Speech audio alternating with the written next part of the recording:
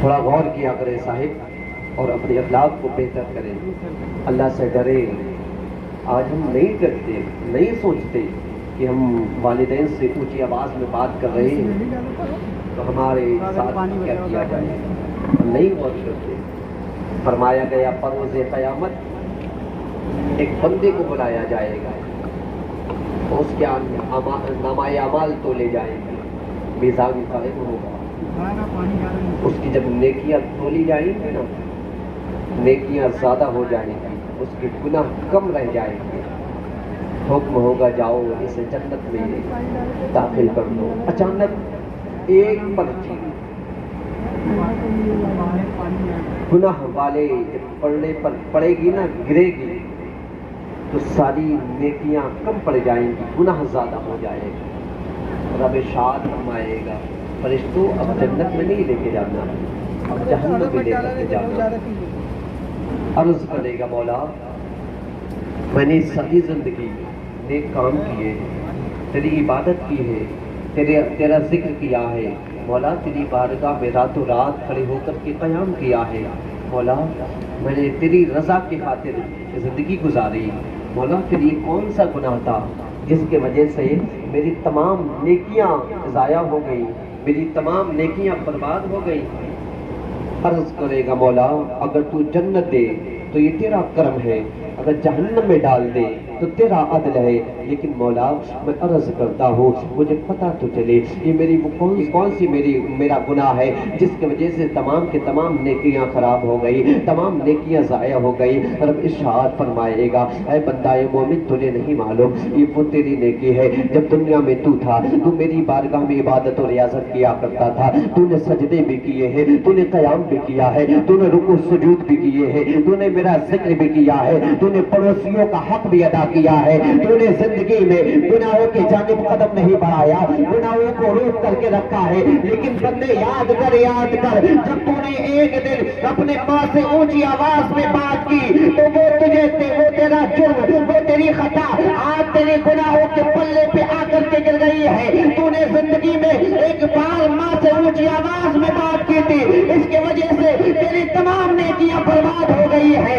عرض کرے گا اے مولا ایک بار اگر ماں سے اونچی آواز میں بات کی جائے تب نیکیاں ختم ہو جاتی ہے۔ تو یاد تو کر میرے پیارے وہ لوگ ہیں جو اپنے والدین سے کتنی بار اونچی آواز میں بات کر لیتے ہیں۔ آج میرے سماج میں کیسے کیسے لوگ پڑے ہیں جو والدین کو آنکھیں دکھاتے ہوئے نظر آتے ہیں، جو اپنوں کو ستاتے ہوئے نظر آتے ہیں۔ میرے حضور ارشاد فرماتے ہیں والدین تیرے لیے جنت بھی ہے، تیرے لیے جہنم بھی ہے، اگر تو ناراض کرے گا تو جہنم میں جائے گا، اگر انہیں راضی کر لے گا تو اللہ تجھے جنت عطا فرمائے، جنت عطا فرمائے۔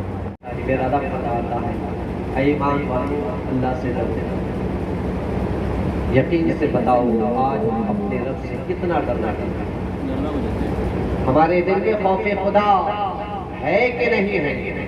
ہر بندہ اپنا محاسبہ کرے، ہر بندہ اپنے گریبان میں جھانک کر کے دیکھے وہ کیا کر رہا ہے۔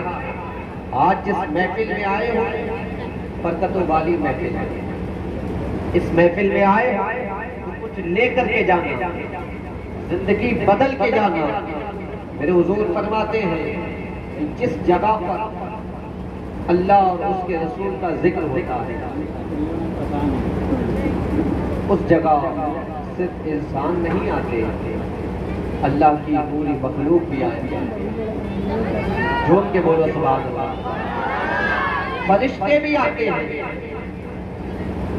کیونکہ کچھ فرشتوں کو میرے رب نے قبر کے سوال و جواب کے لیے مقرر کر رکھا ہے۔ کچھ فرشتے وہ ہیں جو ہمارے کاندھوں پہ بیٹھ کر کے ہمارا اعمال لکھتے ہیں، کچھ فرشتے اللہ کا عرش اٹھائے ہوئے ہیں، اور کچھ فرشتوں کو میرے رب نے ڈیوٹی پہ لگایا ہے، روحیں زمین پہ ٹہلتے ہیں اور دیکھتے ہیں کون بندہ اللہ کا ذکر کر رہا ہے تو جہاں ذکر خدا ہوتا ہے وہ فرشتے گھوم گھوم کر ٹہل ٹہل کر کے دیکھا کرتے ہیں۔ ایسی محفلوں کو جب پاتے ہیں تو وہ فرشتے جو اللہ کا ذکر تلاش کرتے ہیں کہ اللہ نے جن بندوں کو پیدا کیا ہے وہ کس مقام پہ بیٹھ کر کے اپنے خدا کو یاد کر رہے ہیں، اپنے رب کو یاد کر رہے ہیں۔ ہاں میرے پیارے، جب ایسی محفلیں پاتے ہیں تو صرف انسان نہیں بلکہ فرشتے بھی ان محفلوں میں بیٹھ جایا کرتے ہیں اور بیٹھ کر کے وہ لکھنا شروع کرتے ہیں اور سننا شروع کرتے ہیں، اور سن کر کے جب محفل کا اختتام ہو جاتا ہے، سلام ہو کر کے محفل ختم ہو جاتی ہے، فرشتے بھی لکھنے کے بعد اپنے رجسٹر کو موڑتے ہیں اور موڑنے کے بعد چلے جاتے ہیں۔ رب کائنات سب جانتا ہے لیکن پھر بھی پوچھتا ہے، اے فرشتوں ذرا بتاؤ تو صحیح کہاں سے آ رہے ہو، کدھر سے آ رہے ہو؟